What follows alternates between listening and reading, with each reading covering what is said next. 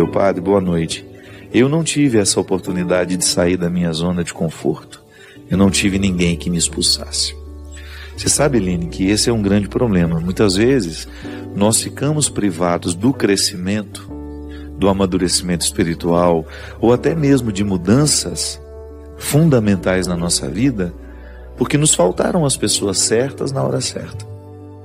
O Padre Zezinho tem uma expressão, aliás, o Padre Zezinho é um dos homens que eu mais admiro, e ele tem uma frase que eu sempre gostava, ele dizia: dizer a palavra certa, no momento certo, para a pessoa certa.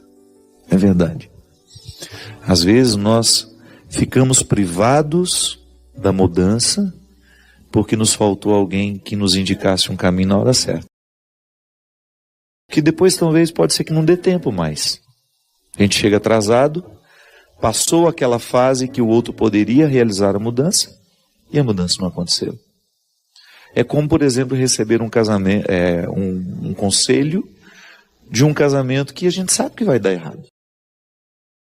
Quando você já percebe os indícios de que não há amor, de que há muito mais um sentimento de posse, uma neurose administrada, né?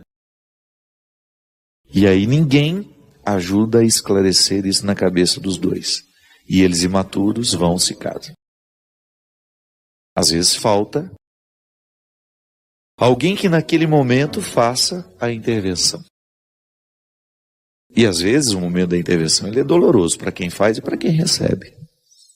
E é por isso que a gente precisa ter o jeito certo de dizer, né?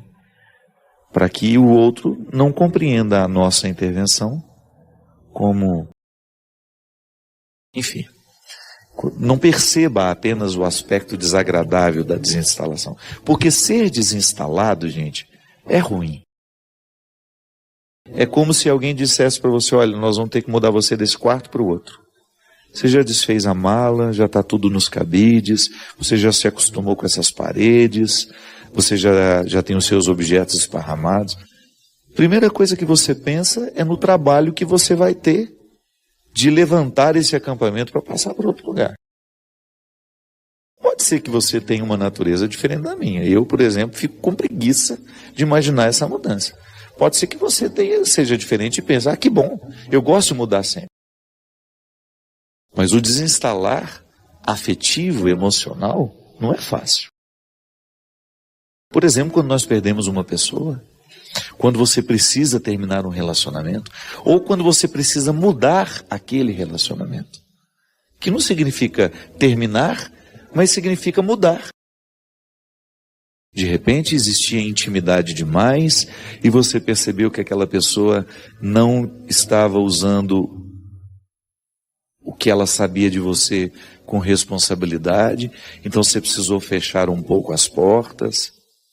Isso também acontece. Não é que você rompe com o outro, você modifica. Isso desinstala. Isso é desconfortável. E às vezes nos falta a sabedoria de compreender o próprio processo. A gente acha que aqui o sofrimento do estar desinstalado vai ser definitivo, né? Não é. Não será definitivo. Você passa a mão na cabeça, o sofrimento e a luta, e você só vê isso. Não. Há uma libertação depois. Há uma mudança depois. Você acha que foi fácil para mim ir para o seminário? Deixar a minha estrutura de vida? Volto a dizer, por mais desconfortável que fosse. Gente, há desconfortos que a gente só identifica depois que a gente sai deles. Um tempo depois você olha para aquilo e fala: meu Deus, como é que eu dava conta de viver daquela forma? Nós gravamos hoje um programa muito especial com a doutora Gisela Savioli. Ela veio falar do livro novo dela, que fala justamente mudança de hábitos. Hábitos que nos adoecem para hábitos que nos fazem viver. Hábitos que nos trazem saúde. Mas é fácil mudar? Não. Porque é desconfortável mudar. O ser humano tende a se acomodar inclusive àquilo que o faz mal. Quantas vezes na minha vida, inclusive, fatos que me levaram a escrever o livro Quem Me Roubou de Mim. O livro Quem Me Roubou de Mim é uma sequência de histórias de pessoas que se acostumaram com a escravidão e que de repente perceberam que estavam morrendo. Não no corpo, mas uma morte emocional. Estavam perdendo a alegria, estavam perdendo a satisfação. E de repente o próprio livro funciona como uma voz que vem e desinstala. Eu sempre gosto de ler textos que me desinstalam, que provoquem em mim a minha capacidade de pensar e de refletir. Aliás, a religião é isso, né? Religião é isso. É uma instância humana, porque os símbolos religiosos são todos humanos, embora eles façam referência a Deus. São textos de realidades humanas que nos ajudam a pensar a nossa vida. E esse pensar a nossa vida tem de ser o exercício diário. Eu não posso viver bem se eu não reflito a vida que eu vivo. É aquela velha história que eu falava no início do programa. Eu me acostumo com o pouco que eu já encontrei de mim, e a religião vem, me coloca conceitos novos, compreensões novas, que me fazem pensar no muito que Deus já enxerga no pouco que eu já sou. Vamos repetir isso que parece difícil, mas não é. A religião, ela pode me ajudar, a partir do pouco que eu consigo ser, acreditar no muito que Deus enxerga no pouco que eu já sou. Aí eu tenho um processo a ser vivido. Da mesma maneira como para eu me tornar doutor, eu tenho etapas. Primeiro eu preciso aprender a ler e escrever. Um doutor, um dia, precisou de o grande doutor hoje, um dia precisou de alguém que o ensinasse a ler e escrever. Aliás, nessa emoção imensa, que foi um grande presente, que o programa do Caldeirão do Hulk me deu, uma homenagem lindíssima, muito respeitosa, né? Primeiro porque o Luciano é meu amigo, ficamos amigos de uma forma muito especial numa missa. Ficamos especiais, a Angélica é muito católica, a família viveu um acidente terrível, né, e saíram todos vivos, e aquilo mudou a estrutura daquela casa, mudou a estrutura daquela família, e eu fiquei amigo deles neste momento. E, pelo carinho que ele tem comigo, me proporcionou um programa que reconstruiu aquilo que eu considero o divisor de águas na minha vida. Foi a minha escola. A oportunidade que eu tive de aprender a ler e escrever, e de depois, dentro daquela escola, descobrir a biblioteca que abriu a minha mente. Agora, foi bom ir para a escola? Não. Eu sinto até hoje o frio na barriga daqueles primeiros dias. Tenho pavor de escola até hoje. Eu vejo um lápis bicolor, me dá até um arrepio, de tanto pavor que eu tinha daquele lápis. Sabe aquele de um lado era azul, do outro lado era vermelho? Eu tenho pavor daquele lápis. Tudo que me lembra a escola me dá frio na barriga. Mas eu precisei viver, cara. E sei que foi a experiência mais desconfortável, que foi a primeira vez que eu fui expulso da minha casa, foi a primeira vez que eu fui desonerado, que eu precisei ir viver um mundo que não era o meu.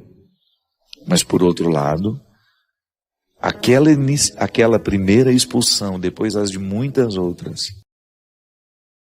foram fundamentais para as mudanças que Deus fez na minha vida. Sabe, minha gente, neste mundo que prega tanto a mesmice, neste mundo que está acostumado a passar a mão na nossa cabeça, a retirar a nossa autoridade como pai e mãe, ou a nos fazer pensar que a amizade ela só tem sentido se for para a gente se divertir juntos. Vai ficando cada vez mais difícil a gente ser desinstalado.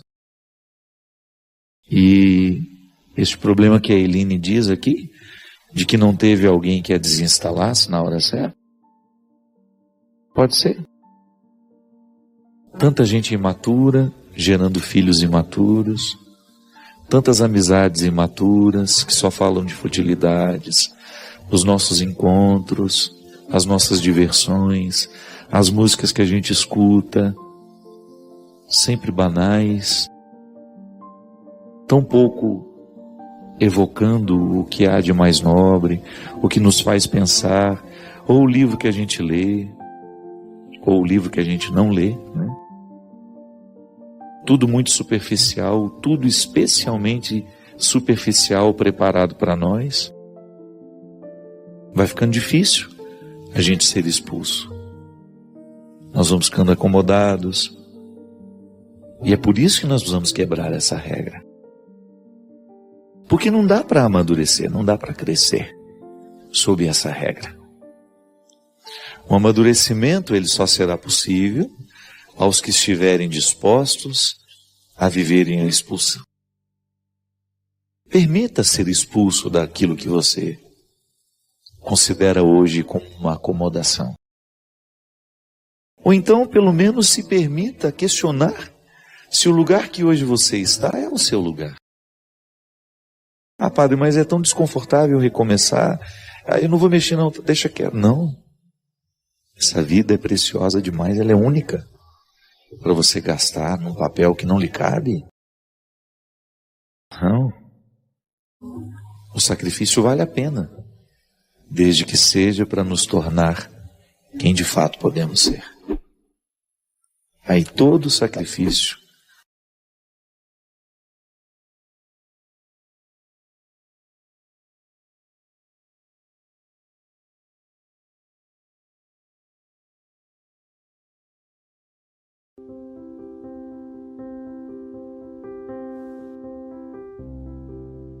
Você dentro de uma pertença religiosa, você tem várias pertenças religiosas. Primeiro, você é batizado. Você foi integrada numa comunidade. Lá na Bahia, não? Não, aqui Você não nasceu na Bahia, não? Assim, nasci em Salvador. Claro, fui integrada na Bahia. Sua é que você falou comunidade, eu já pensei na canção nova. Mas é aí que eu vou chegar. Você tem uma primeira pertença religiosa, Sim. que foi lá onde você foi batizada, fez primeira na Igreja comunhão dos lá? Mares, Fez Padre primeira Monfort, comunhão lá ou não? Lá na Igreja dos Salesianos. Você teve pessoas que tiveram uma participação importantíssima na sua vida naquele momento? Sim. De repente você mudou de lá, foi para onde? Na Bahia? Eu mudei depois de que eu tive a minha experiência com Deus, conheci a Canção Nova. Já veio para a Canção Nova? Em 91 eu fui a São Gonçalo dos Campos, na primeira casa de missão que a Canção Nova teve, depois a casa fechou. Vim para a Cachoeira Paulista. Agregou mais uma experiência religiosa Sim, na sua vida. Sim. Religiosamente você foi colocando camadas. Sim. Mas você quer o quê com tudo isso? É a riqueza da vida espiritual. Encontrar o Cristo. Oh, todos nós queremos estar inflados. Porque é tão bonito quando você pensa que o que é o Espírito? É o sopro. É aquilo que faz ficar em pé. É aquilo que vivifica. Então o que é a vida espiritual? É você sentir no seu dia a dia que você está vivificado. Que apesar de todos os problemas que são próprios da nossa condição, porque a vida espiritual não nos livra dos problemas, a vida religiosa não nos livra dos problemas, mas ela nos possibilita olhar para essas situações, administrá-las com muita sabedoria. E eu experimentei isso na pele quando eu tive 3 abortos espontâneos, né? E como você estava falando no outro programa, a gente tem planos, né? Então, expectativas. Né? E quando a gente perde um bebê, tudo parece que vai desaparecendo. Só que a experiência de Deus nos faz renascer diante de um sofrimento. Você estava falando que a prensa No Getsemane, né? É a prensa que gera O azeite da o oliva. azeite. Aí eu fiquei pensando, aprovação. Você já viu como é que chama isso? O lugar onde produz o azeite? Você já teve a oportunidade de ver? Não tive ainda. Os antigos, agora é claro, está tudo muito mais moderno, né? Mas antigamente era uma roda de pedra que ia passando por cima das olivas e amassando para que elas pudessem liberar o azeite. Sim. Então, você falava em relação à prensa. Eu ficava pensando, a aprovação ela funciona assim. O sofrimento ela funciona como essa prensa que retira de nós a constância, a paciência e depois constância. E o melhor fruto, né? O sofrimento, se ele é bem administrado, ele retira de você o melhor fruto. Constância, paciência, a bondade. Olhar as coisas com os olhos de Deus, leveza. Na ótica de Deus. É impressionante, Salete, quando um sofrimento bem administrado provoca leveza na vida de uma pessoa, todo mundo é beneficiado com isso, né? Porque não tem nada melhor do que você conviver com uma pessoa leve. Verdade. O sofrimento vem... Olha, eu sempre gosto de dizer isso. Se você quiser saber em que ponto dessa estrada você está, quando a gente fala de conversão, de vida espiritual, a pergunta é muito simples. O que você provoca no seu ambiente de trabalho quando você chega? O que você provoca na sua casa quando você entra dentro dela? O que você provoca no seu grupo de amigos quando você se senta? Ali a gente faz uma análise muito sincera, muito honesta, de quantas anda a nossa conversão. A que velocidade? Eu provoco coisas boas quando chego? Ou eu provoco medo? Eu como chefe, eu sou chefe de algumas pessoas. Eu tenho algumas pessoas que trabalham diretamente comigo. Quantas vezes eu me sinto... Elas devem tremer de Pois medo. quantas... Não seja cruel. Quantas vezes eu me sinto incomodado em perceber que elas estão com medo de mim. Em outros momentos da minha vida, Deus me livre, era tudo que eu não queria. Mas eu provocava isso nelas. Eu experimento isso como mãe também. Seu filho tem medo de você Não, ou ele tem pula respeito? no meu colo e tem respeito, graças a Deus. Mas como mãe a gente fica observando as reações do filho com relação a nós. Se eu estou sendo muito dura, se eu estou sendo muito solta com ele, se eu estou colocando limites excessivos para a idade dele. Não é? Então tudo isso a gente tem que Porque você tem consciência que seu filho merece o seu melhor fruto. Exatamente. Agora, se você fosse uma mãe que não tivesse essa preocupação, você iria oferecer ao seu filho qualquer coisa, qualquer sentimento. É tão sério isso, né? Olha, qual é o sentimento que eu ofereço aos meus quando eu chego em casa? Eles adoram ficar na mesa conversando para saber o que aconteceu comigo no dia. O que você viu, mãe? O que aconteceu, mãe? Esses dias foi muito engraçado, né? Tava eu, o Marcelo, eles no carro. E aí o Lucas chegou e falou assim, mãe, deixa eu na casa do Giovanni, deixa a Maria Luísa na casa da Tereza. Eu fiz, e eu e o seu pai, vamos para onde? Procura um lugar romântico para vocês ficarem. Isso significa que ele consegue identificar na minha vida e na vida do Marcelo o amor. Que existem momentos em que nós precisamos estar juntos. Esse romantismo, né? Procura um lugar romântico para você. É bonito? Eu achei lindo a conclusão que ele chegou. E também uma vez no meu aniversário, nós estávamos rezando, Marcelo rezando por mim, Maria Luísa fazendo um agradecimento pelo dom da minha vida. Aí quando chegou na vez dele, obrigada, Senhor, pela mãe que o Senhor me deu, porque o Senhor sabe o que é melhor para mim. Você viu? Um bom exercício de conversão é você fazer essa pergunta também. O melhor que Deus pode oferecer ao outro, Ele oferece através de nós. E é por isso que a nossa responsabilidade não pode ser negligenciada. Se eu tenho a oportunidade de ser seu pai, eu quero ser o melhor, porque você merece esse melhor que Deus preparou para você através de mim. Então, se eu posso ser seu amigo, quero ser o melhor, porque quero ser o melhor do que Deus preparou para você. E aí você pode estender essa reflexão a todos os relacionamentos que você tem na vida. Até os relacionamentos de trabalho, né? Sou seu colega de trabalho e quero ser para você um colega de trabalho que esteja ao modelo do melhor que Deus quer que você tenha na vida. Porque quando nós acreditamos na misericórdia de Deus, quando nós proclamamos a fé no seu amor por nós, outra coisa nós não estamos fazendo senão dar a Ele esse crédito, sabe? Você acreditar de verdade que o amor de Deus por você se manifesta em coisas boas. Até mesmo numa palavra que nos repreende, porque isso faz parte. Quando eu quero o melhor de Deus para a minha vida através de um amigo, eu estou abrindo a possibilidade de ouvir dele a verdade que eu preciso ouvir. Palavra que me cura, que cura em mim uma arrogância, que cura em mim uma mentira, que cura em mim uma infidelidade, que tem o poder de acender a minha consciência para que eu possa olhar com mais amplitude para a estrutura da minha vida.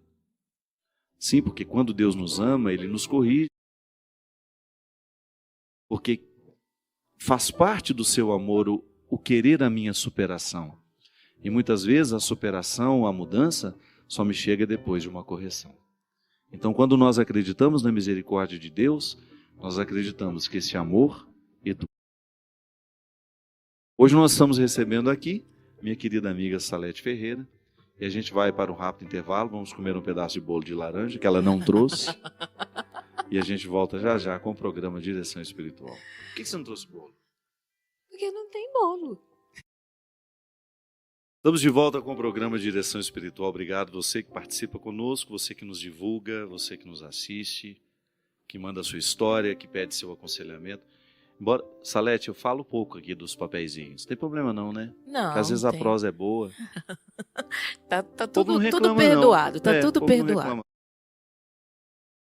Olha, eu gostaria de apresentar a vocês o meu novo trabalho, Deus no Esconderijo do Verso, que foi gravado ao vivo no Teatro Municipal do Rio de Janeiro, com orquestra, um trabalho muito bonito, com a participação da Elba Ramalho, da Fafá, do Fagner e da Lucia Alves. Só não teve de Salete porque ela não quis ir participar. Nós temos 3 versões do produto, que é esse DVD sim, esse CD com parte do show e esse kit que é, vou abrir aqui para vocês verem, tem tudo dentro dele. Tem até minha certidão de nascimento aqui, Salete. É o DVD.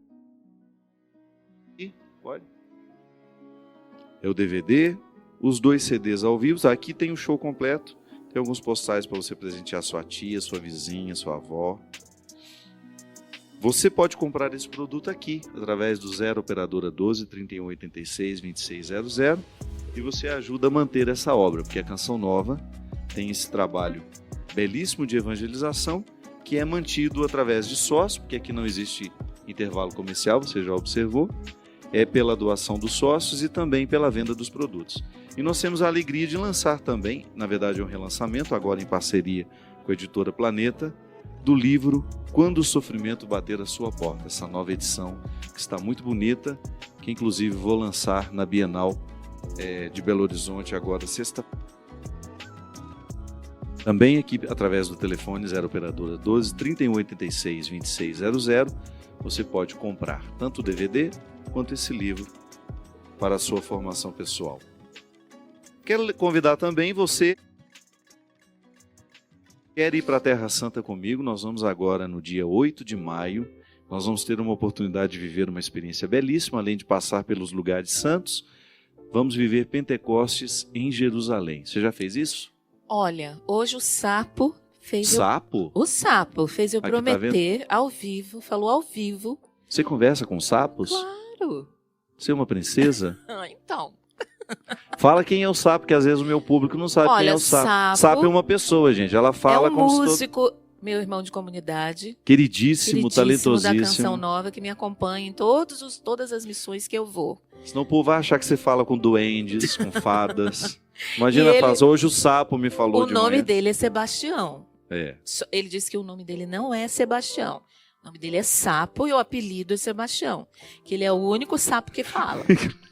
Inclusive no seu CD eu estava vendo participações especiais, Paulinho e Sapo.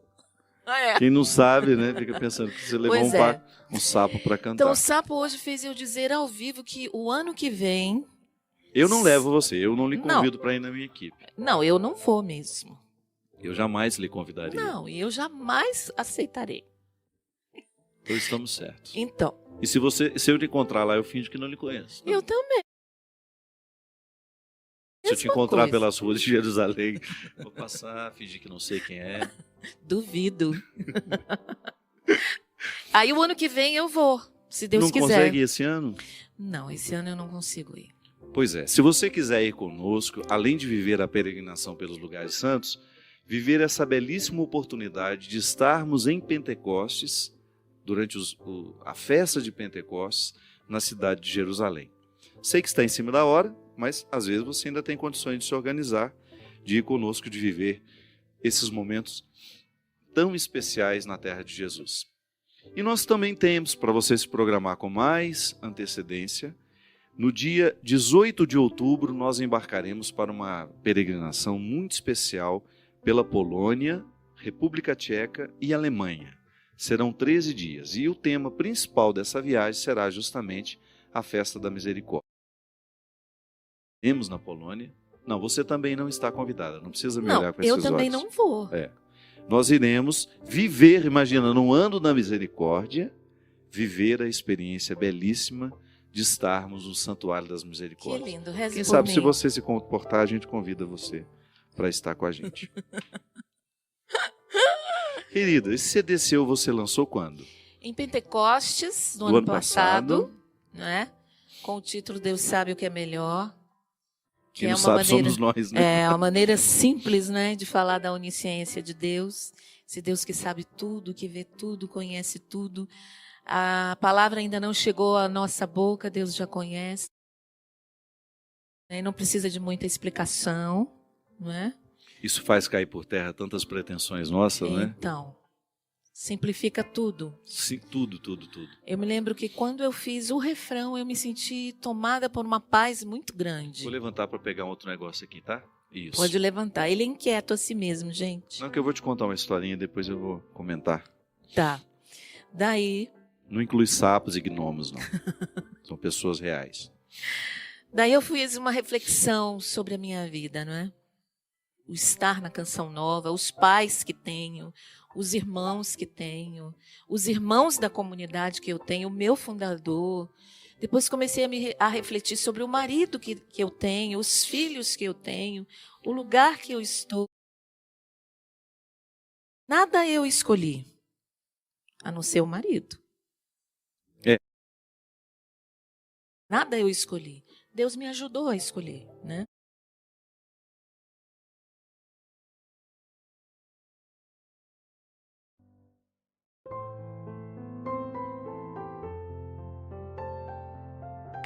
Responder de maneira qualificada à vida. A vida nos faz muitas perguntas, né? É a pergunta do poeta Drummond de Andrade ao José. E agora, José? A festa acabou? Aquilo ali é um dilema existencial lindo de ser visto. A vida nos faz pergunta, faz para mim, faz para você. E aí a resposta que nós damos? Qual é a qualidade dessa resposta? É o que nós estamos falando. É disso que nós estamos sobre isso que nós estamos refletindo. A maneira como eu reajo no momento que a vida me coloca na parede, que me apresenta uma situação de limite. Faça de tudo para você responder com qualidade. Essa vida é única, ela precisa ser bem vivida. Nós precisamos aperfeiçoar cada vez mais essa resposta que nós damos às questões humanas. Olha aqui um exemplo de uma pessoa que está respondendo de maneira muito, mas muito bonita à vida, que é a dona Eni Viana, uma senhora que tem 95 anos, e veja que belezinha na cartinha dela para mim. Padre Fábio, reverendo Padre Fábio, ela me chama. Sou uma poetisa amadora, tenho 95 anos e escrevo poemas bíblicos. Já escrevi um livro E no momento já estou escrevendo um segundo. Estou lhe enviando um dos meus poemas para que o Senhor veja o meu trabalho. Trabalho esse que faço com muito amor. Gostaria de seu parecer. Ficarei muito feliz se receber a sua opinião e muito honrada com a sua resposta. Passo o meu tempo todo lendo, escrevendo e fazendo palavras cruzadas. A Bíblia é a minha companheira no dia a dia. Gosto ainda de declamar poesias, de cantar e aprecio suas belas músicas com suas ricas mensagens. Posso lhe afirmar que sou pobre, padre, mas sou muito feliz. Levo a vida que sempre quis. Tenho meu coração, um coração sem rancor, cheio de paz, de amor. E quando meu coração está triste, ponho logo a cantar para a tristeza espantar. Sou feliz, muito feliz e grata ao meu Criador. Meus sinceros agradecimentos, Eni Viana. Essa é a Dona Eni, que aos 95 anos resolveu escrever o seu primeiro livro. Ô, Dona Eni, que emoção, viu, querida? Muito obrigado. Muito obrigado por a senhora nos emprestar essa experiência tão bonita. Bonita mesmo, que nos serve muito, Dona Eni. Às vezes a gente, como pessoas, nós temos uma facilidade tão grande de envelhecer antes da hora, e a senhora nos ensina que com 95 anos a senhora nem velha está ainda. Porque o que nos envelhece é o desânimo, não é? Não é o tanto de tempo que nós estamos vivos, não é o tanto de tempo que nós estamos tendo que dar conta desta imposição biológica de viver, nascer e morrer.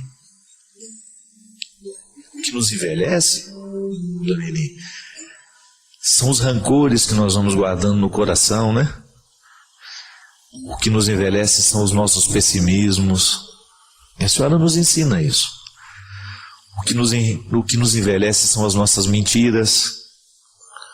O que nos envelhece são os nossos desamores, os nossos abandonos. E mesmo a senhora vivendo num lar de idosos, a senhora demonstrar tanto gosto pela vida. Continuar ainda elegendo as coisas do alto como o seu pão cotidiano. Continuar elegendo a poesia divina como o alimento da sua alma. Continuar elegendo o bom da vida, como nós dizíamos aqui no início do programa, Dona Eni. Combatendo o bom combate. E quando a senhora combate o bom combate aí, no cantinho da senhora, neste lugar que os nossos olhos não alcançam agora. Eu não posso nem imaginar o rosto da senhora, mas a senhora não sabe o bem que a senhora me faz ao me fazer uma partilha dessa. Que isso renova dentro do meu coração, Dona Eni, o meu primeiro compromisso com a vida, que é dar conta de ser quem eu sou, né? A senhora aí alimentando o projeto do seu segundo livro. E enquanto a senhora alimentar projetos dentro do coração da senhora, Dona Eni, a senhora não vai morrer, a senhora não vai envelhecer. Pode até morrer, porque todos nós vamos ter que morrer, mas a senhora pode ter certeza que a senhora vai morrer vivendo. Porque quem alimenta esse sonho dentro do coração, Dona Eni, faz a transformação, faz essa revolução lindíssima dentro de si. E nós precisamos disso o tempo todo. Realizar essa revolução, né? Para a gente não perder o brilho, para a gente não perder a alegria, para a gente continuar tendo a satisfação de enfrentar a vida, para a gente ter condições de receber a luz, como a senhora falou de maneira tão bonita no poema. De que adianta ter a luz se eu não a recebo? Não é? De que adianta ter a luz do sol lá fora se eu não abro a janela do meu quarto? De nada adianta eu saber que o dia está bonito se eu não permito que a beleza do dia venha visitar a minha vida. E às vezes nós fazemos isso com a gente, né? Às vezes você faz isso com você. Não permite que a luz do dia visite a sua vida. Não permite que o bom da vida venha acontecer dentro de você, sabe? Pense nisso, que você é um território onde o bom da vida pode acontecer. Por que só o mal muitas vezes acontece dentro de nós? Porque nos falta abrir essa santa janela que a Dona Eni nos ensina hoje, que nunca deixou de abrir. Certamente uma senhora, uma mulher, estando num lar de idosos, aos 95 anos, com essa vivacidade revelada na carta, tão carinhosamente partilhada conosco, o segredo dessa senhora é simples. Ela continua abrindo as janelas para que a luz penetre, para que a luz entre. Ela não permite que o ruim da vida, que o desânimo, que a maldade venha ocupar o coração dela. Essa é a grande revolução que eu preciso realizar, que você precisa. Jesus o tempo todo nos contou histórias para nos convencer da nossa necessidade de mudar. Hoje eu ousaria dizer que a Dona Eni nos emprestou uma história evangélica. Nos emprestou um testemunho maravilhoso para que nós pudéssemos levar adiante também esse nosso processo. Para que nós pudéssemos levar adiante essa revolução que nós precisamos realizar. Ser feliz. Ser homens e mulheres inteiros, integrados em Deus. Dispostos a tornar o mundo cada vez mais um lugar melhor. É isso que eu lhe desejo, viu? Que você não desanime da sua luta, do seu processo, que a exemplo da Dona Eni, você também possa escrever muitos e muitos livros e que você possa viver com muita felicidade, você possa viver com muita determinação, com muita disposição, mesmo quando a vida for difícil, aí na sua casa, dentro do seu coração. Porque às vezes a gente fica olhando para o Evangelho de maneira muito apaixonada, muito romântica, e a gente não percebe a crueza que é a proposta do Evangelho. É duro. Costumo dizer que seguir Jesus não é moleza, não. Acreditar nas suas verdades requer muita coragem. A dor faz parte do cultivo da fé. Não é masoquismo, não. É realidade. É realismo. É a gente entender que acreditar em Deus tem repercussões diretas na nossa vida. E sobretudo no momento em que a gente sofre, a nossa fé está sendo burilada, está sendo purificada. É no momento em que a gente se sente indigente, é no momento em que nós nos sentimos limitados, que nós fazemos a experiência da fé mais pura. Porque quando a gente está indigente, quando nós estamos sem muitos recursos, nos resta o quê?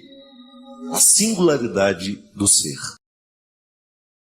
E é na singularidade do ser que a gente encontra o código dos nossos valores. Se você quiser realmente chegar ao profundo dos seus valores, das regras que te regem como ser humano, retire os seus excessos. Muitas vezes os nossos excessos nos impedem de conhecer a nossa verdade fundamental. Eu mesmo já cheguei à conclusão, observando a minha vida, observando as pessoas que me são próximas, como é fácil a gente se perder de nós mesmos por causa dos nossos excessos. E é engraçado porque a dor, ela faz esse processo natural de nos fazer chegar ao simples. Pode até num primeiro momento a gente relutar, a gente não querer, mas se a gente vive o processo natural da dor, ela nos encaminha para um território onde tem que prevalecer a simplicidade.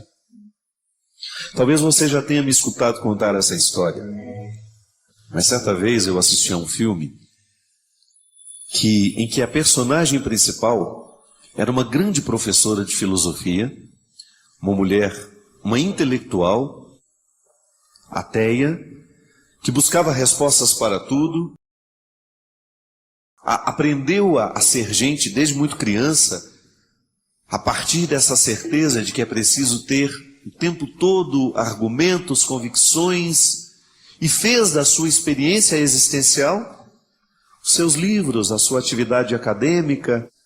E não é nenhum problema isso, desde que você faça o equilíbrio o tempo todo com a simplicidade e com a sabedoria, né? O bom intelectual é aquele que consegue ter o tempo, fazer da sua vida uma experiência racional, equilibrada, inteligente, mas ao mesmo tempo aberto para a sabedoria, para a simplicidade, para as artes, para o equilíbrio emocional, para o equilíbrio espiritual. E aquela mulher era manca, porque ela só tinha inteligência. Ela só sabia ser ela mesma a partir dos livros e dos argumentos. Uma professora brilhante na universidade, palestrante que viajava pelo mundo afora, falando sobre filosofia, de repente é acometida por um câncer. E o filme constrói aquela experiência de mostrar o desenvolvimento da doença na vida daquela mulher. Toda a dificuldade que ela tinha de lidar com o limite do próprio corpo. Ela tinha muita dificuldade de entender o sofrimento que passava e até mesmo de admiti-lo. Então, toda vez que os enfermeiros ou que os médicos entravam no quarto para fazer os procedimentos normais de quem está vivendo a quimioterapia, a luta contra o câncer, encontrava sempre aquela mulher cheia de livros em cima da cama, e ela tinha uma postura tão arrogante com os médicos e enfermeiros, que muitas vezes ela não parava de fazer a leitura para que eles pudessem fazer os procedimentos de colocar, de pegar uma veia, de aplicar uma injeção. E quando ela já estava muito debilitada, há uma cena muito forte no filme, em que o enfermeiro entra e tenta fazer uma coleta de sangue dela, e ela com aquele livro dela na mão, mostrando-se, ainda arrogante naquele contexto, sem admitir aquele sofrimento como uma possibilidade de crescimento. E aí foi ficando difícil, o procedimento não dava certo, e ela começou a chorar, fechou o livro, jogou o livro no chão e disse para ela mesma: chega de complicações, agora é hora de simplicidade. O que o sofrimento faz com a gente, se a gente permite? A gente perde os excessos. A gente se livra de tudo aquilo que é, muitas vezes, o nosso refúgio, é muitas vezes a nossa fuga, não é verdade? Para a gente poder colocar a atenção naquilo que verdadeiramente vale a pena, naquela hora, naquele instante. Aí a gente olha para a nossa indigência de uma forma nova, mas madura, quem sabe. O que falta muitas vezes, para a gente poder resolver os nossos problemas, é a simplicidade em enxergá-los. Retirar os excessos. Não permitir que os nossos excessos venham obscurecer a nossa visão, ou até mesmo de nos impedir de encaminhar uma solução para aquilo que nos faz sofrer. Isso é ter fé. É a gente acreditar que Deus está ao nosso lado no momento da nossa luta, no momento da nossa dor, e que, portanto, a gente tem o direito de ser simples. Quem traz no coração a certeza de que Deus é com ele, tem mais facilidade de adentrar esse território da simplicidade. Porque não se sente sozinho sendo simples. Muitas vezes nós não queremos ser simples, nós preferimos as coisas complexas, com medo da gente se sentir só. É aquela doce ilusão de que as nossas paredes nos acompanham, que os nossos livros nos acompanham, que as nossas realidades podem vir dar suporte a essa orfandade que todo mundo um dia experimenta no momento da dor, no momento do sofrimento. Eu desejo que você, nas suas lutas, você tenha sempre o direito e a possibilidade de retirar os seus excessos, para você ter diante dos seus olhos a sua verdade fundamental, sem exageros, só você. E a partir disso, você reencontrar o caminho da vida. Obrigado pelo seu carinho, pela sua atenção, e que Deus abençoe muito você. Que Deus derrame sobre o seu coração, sobre a sua casa, sobre a sua vida, a disposição que caracterizou o coração de Nossa Senhora. para que, exemplo dela, a gente também possa ser um cristão de verdade, levando sempre Jesus no colo para apresentá-lo àqueles que ainda não o conhecem. Derrame sobre nós a bênção do Deus Todo-Poderoso, Pai, Filho e Espírito Santo.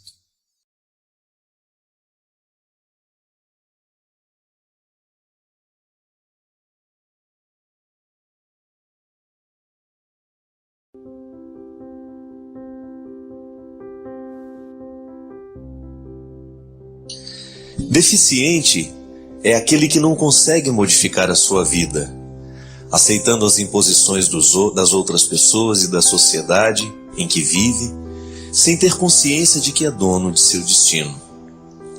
Louco é quem não procura ser feliz com o que possui. Cego é aquele que não vê o seu próximo morrer de frio, de fome, de miséria, e só tem olhos para os seus míseros problemas e pequenas dores. Surdo é aquele que não tem tempo de ouvir o desabafo de um amigo ou o apelo de um irmão, pois está sempre apressado para o trabalho e quer garantir os seus tostões no fim do mês. Mudo é aquele que não consegue falar o que sente e se esconde por trás das máscaras da hipocrisia. Paralítico é quem não consegue andar na direção daqueles que precisam de sua ajuda. Diabético é aquele que não consegue ser doce. Anão é aquele que não sabe deixar o amor crescer. E finalmente, a pior das deficiências é ser miserável. Porque miseráveis são todos aqueles que não conseguem falar com Deus. A amizade é um amor que nunca morre. É interessante que nós humanos, nós nascemos inacabados. De todos os seres vivos, nós somos os que nascemos mais incompletos. O nosso processo é lento. Você nasce e não é capaz de ficar em pé, diferente de um animal, de um cavalo, por exemplo. O filhote já nasce com muito mais autonomia do que o ser humano. O filhote de boi, por exemplo, um boizinho, um bezerrinho no pasto, ele tem muito mais autonomia enquanto ser vivo do que nós quando nascemos. Nós carecemos o tempo todo do cuidado das pessoas que nos amam. Nós necessitamos o tempo todo de cuidados básicos para a nossa sobrevivência, porque senão a gente morre. É nesse processo que nós começamos a experimentar dentro de nós as deficiências. São as deficiências que nos mostram e que nos expõem como frágeis, como humanos. Mas as deficiências verdadeiras não são essas. São outras que a gente vai adquirindo ao longo da nossa vida, ou até mesmo valores que a gente vai deixando de adquirir, que vão criando lacunas dentro de nós. E o poeta fala de maneira tão bonita, né? Surdo é aquele que não tem tempo de ouvir o desabafo de um amigo. Cego é aquele que não vê o seu próximo morrer de frio. Louco é quem não procura ser feliz com o que possui. Paralítico é quem não consegue andar na direção daqueles que precisam de ajuda. Eu já encontrei muita gente com deficiências físicas, mas com deficiências físicas que não foram capazes de atingir a sua alma. São pessoas que estão vivas, que estão dando um testemunho maravilhoso de vida ali, presos numa cadeira de roda ou até mesmo numa cama. Do contrário, em outras situações contrárias, a gente descobre pessoas em seu estado de saúde com inúmeras deficiências na alma. É a vida e seus contrários. E a gente o tempo todo precisando passar pela experiência de descobrir onde é que estão as nossas deficiências. Eu me recordo que uma vez o Padre Léo testemunhou de maneira muito bonita, assim, num encontro que a gente estava participando com ele em Brusque. E ele estava contando uma história de uma moça deficiente que ele encontrou, que ela tinha defeitos em todo o corpo. Muitos defeitos. E no momento de oração, de agradecimento, diz que ela rezou assim: eu queria agradecer a Deus porque os meus maiores defeitos eu não posso esconder. Os meus maiores defeitos estão todos à mostra. Um jeito interessante, né, de lidar com a deficiência. Um jeito interessante de lidar com a desarmonia do corpo, buscando a harmonia interior. Buscando esta que verdadeiramente faz diferença no mundo. A harmonia interior, esta arquitetura da alma. Por que sofro tanto por alguém que não corresponde ao meu amor? A sua resposta já está na sua pergunta. Você sofre tanto porque a pessoa não corresponde, né? É a coisa mais dura que existe. É um sofrimento terrível, não. A mais dura que existe, não, né? Tem tanta coisa pior que isso, não é? Dor de cotovelo todo mundo já teve um dia. Primeira coisa que a gente precisa tomar cuidado, né? No momento que você tem essas paixões loucas pelos outros, né? Geralmente são paixões impossíveis. O que alimenta este sentimento é justamente a impossibilidade. Quanto mais você acha que é difícil conquistar aquela pessoa, mais seduzida você se sente por ela. Cuidado com isso. Isso não é amor. Isso é vontade de ganhar. Não é vontade de amar. E muitas vezes nós somos muito injustos com a gente e com o outro. É igual roupa na vitrine. Você já viu que a roupa na vitrine é sempre bonita e na hora que você veste você não é daquele jeito que era? Porque o manequim é perfeito, né? Não tem nenhuma gordurinha localizada nele, está tudo em ordem. Então aquilo é para iludir a pessoa que passa na porta e ela pensa, nossa, quando eu vestir aquela roupa eu vou ficar igual esse manequim. É mentira, não vai ficar. O amor, esse amor impossível, ele é semelhante à roupa na vitrine. Ele sobrevive de você muito imaginar. Quanto mais você imagina que vai ser lindo você estar com aquela pessoa, quanto mais você idealiza o processo de estar com aquela pessoa, maior será o seu sofrimento. Tanto é que esse tipo de realidade, ela é alimentada justamente para fazer, é uma forma quase que um processo inconsciente. O maior de todos os desejos é você ser desejado. Então, quando você encontra alguém que parece corresponder ao seu desejo, você quer que ele te deseje também. Porque isso é um jeito que você tem de continuar vivo. Mas essa paixão, ela acaba justamente no momento que você alcança. Então, muito cuidado, porque essas idealizações é que geram muito sofrimento. O amor, quando é amor de verdade, você tem uma facilidade de libertar o outro. Olha, não é para mim. Por mais que eu goste de você, por mais que eu lhe queira bem, e eu sinto que você não corresponde, então eu deixo embora. Agora, se é fixação, você vai ter muita dificuldade de deixar o outro ir embora da sua vida, ou então você vai passar a sua vida inteira imaginando ter aquela pessoa. Então, por que você sofre tanto quando você não é correspondido a este amor? É porque talvez ele não seja amor, seja apenas uma projeção, uma idealização que você fez daquela pessoa. É aquela velha história. Eu sei quem eu sou, os outros me imaginam. Você sabe quem você é, os outros lhe imaginam. E assim como os outros imaginam a gente também imagina os outros. E muitas vezes nós nos apaixonamos não por aquilo que o outro é, mas é por aquilo que nós imaginamos que o outro fosse. E aí está o grande perigo e a fonte de todo sofrimento. Gente, é interessante isso, mas quanto menos clareza nós temos das coisas, maior é o sofrimento que ele nos causa, que essas coisas nos causam. Pode observar, a gente enfrenta muito aqui no programa, né? Mães que ligam, padre, perdi o meu filho, meu sofrimento é muito grande. Sabe por que é tão grande? É porque, na verdade, num primeiro momento, a pessoa não sabe identificar o que a faz sofrer. É um aglomerado de razões. É a perda do filho, é a perda da família, porque quando um filho vai embora, parece que um pedaço da família foi também. É a perda de uma série de significados que aquela pessoa construiu ali dentro da casa. É a perda da materialidade da pessoa. É a perda da presença física. É a perda do cheiro, é a perda do abraço. É uma série de coisas. E quanto menos a gente sabe o que a gente perdeu, mais a gente sofre. É impressionante isso. Porque o sofrimento, ele é diminuído à medida em que a gente consegue racionalizar. É aquela velha história. Eu perdi o meu relógio. Então aquilo me causa um sofrimento muito grande.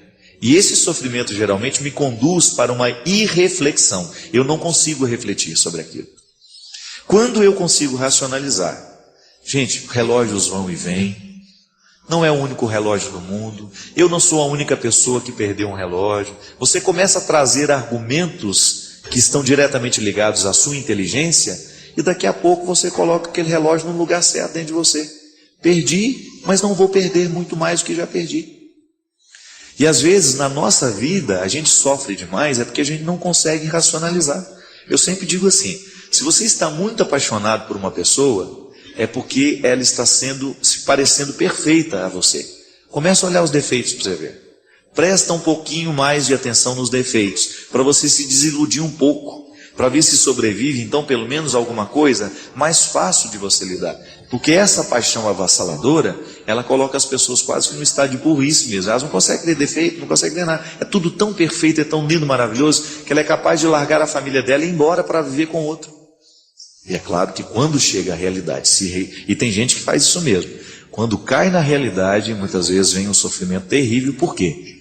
A realidade não condiz com aquilo que você havia sonhado. Não importa onde você parou. Não importa o momento da vida em que você se cansou. O que importa é que é sempre possível recomeçar. É necessário recomeçar.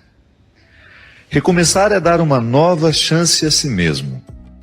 É renovar as esperanças na vida e, o mais importante, acreditar em você de novo. Sofreu muito nesse período? Chorou muito? Foi limpeza da alma. Ficou com raiva das pessoas? Foi para perdoá-las um dia. Sentiu-se só por diversas vezes? É porque fechaste a porta até para os anjos. Acreditou que tudo estava perdido? Era o início da tua melhora. Pois é, agora é hora de reiniciar, de pensar na luz, de encontrar prazer nas coisas simples de novo. Que tal um corte de cabelo arrojado, diferente? Um novo curso? Ou aquele velho desejo de aprender a pintar, desenhar, dominar o computador, ou qualquer outra coisa? Olha, quanto desafio! Olha quanta coisa nova nesse mundo de meu Deus te esperando. Tá te sentindo sozinho? Besteira? Tem tanta gente que você afastou com seu período de isolamento. Tem tanta gente esperando apenas um sorriso teu para chegar perto. Quando nos trancamos na tristeza, nem nós mesmos nos suportamos. Ficamos horríveis. O mau humor vai comendo o nosso fígado até a boca ficar amarga. Recomeçar. Hoje é um bom dia para começar novos desafios. Onde você quer chegar? Ir alto? Sonhe alto. Queira o melhor do melhor. Queira coisas boas para a vida. Pensando assim, trazemos para nós aquilo que desejamos. Se pensamos pequeno, coisas pequenas teremos. Já se desejamos fortemente o melhor e principalmente lutarmos pelo melhor, o melhor vai se instalar na nossa vida. E é hoje o dia da faxina mental. Joga fora tudo que te prende ao passado, ao mundinho de coisas tristes, fotos, peças de roupa, papel de bala, ingressos de cinema, bilhetes de viagens e toda aquela tranqueira que guardamos quando nos julgamos apaixonados. Jogue tudo fora, mas principalmente esvazie seu coração. Fique pronto para a vida, para encontrar de novo o amor. Lembre-se, somos apaixonáveis. Somos sempre capazes de amar e ser amados. Amar muitas vezes, muitas pessoas. Afinal de contas, nós somos o amor. Porque sou do tamanho daquilo que vejo.